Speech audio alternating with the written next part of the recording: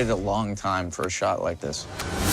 You know, I think in this one you're really meeting him at a different time in his life where he's kind of an idealist and, you know, and I think he's someone who throws himself into what he does. I think, you know, he always believes that he'll find a way through whatever is thrown at him. And in this movie, he's really dreaming of creating a better life for himself. He comes from kind of a hard Scrabble background, and he's fighting for his freedom.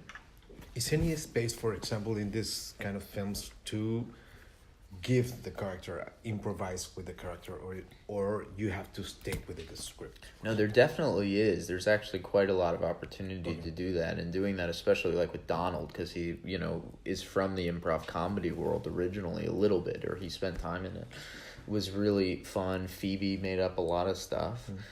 We all did, and that is one of the fun things about it, is that there's freedom. With Rogue One, it's only a chapter. With Solo, looks like it's gonna be another franchise, right? I don't know. I mean, I'm signed on to do 2 more if we do them, but we don't know yet if we will. But I think it'd be a lot of fun. Okay. You know, when you sign on for something like this, initially you know that you're taking on all of that. You know that it's going to entail. It's not just playing a part. It's taking on this kind of whole life adventure and change. Those toys and stuff, you know, watching my nieces and nephews sort of stomp on them and play with them is a lot of fun.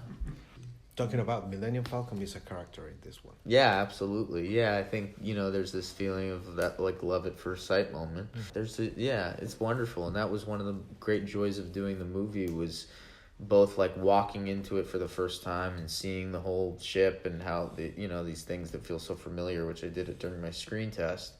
And then, you know, when you've flown it for 2 months and pretended to fly it, you know, and you know the yoke and you know the buttons and you know everything, it's like, feels like your own ship. And that's like tremendously cool feeling. You know, he has a tremendous sort of optimism and enthusiasm that he works with, and watching the effect that had on everybody that works for him was really very clear that his energy and his, you know, and I've worked with great directors who don't have that at all. He has a kind of excitement and joy of filmmaking that he really loved. And he's like a great leader. And then also, you know, more in the nitty gritty, I spent a lot of time talking to him about, you know, why you're setting up this shot. I'd like to direct something. So it was about, you know, really particular kind of craftsman-like questions and things. I mean, that really helps, you know, putting on the costume and everything. It really gets you in the mood. Even during my screen test, I had like these pants and I put them on. Oh, fuck, this is really Star Wars, you know.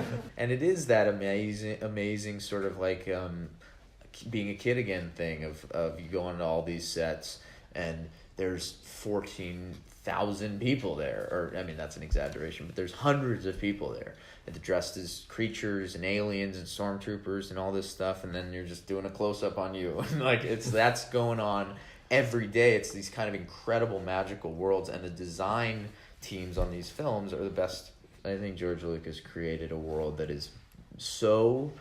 He said this to me, that he wanted to create a new myth, and that he, you know, in doing so, it was so informed by the whole history of mythology and archetypes and folk stories and fairy tales. And I think, you know, really the work of Joseph Campbell.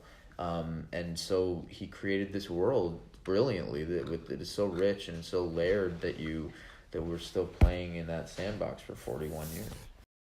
The Millennium Falcon. Every ship isn't for everyone. It needs a particular type of pilot. You done flirting?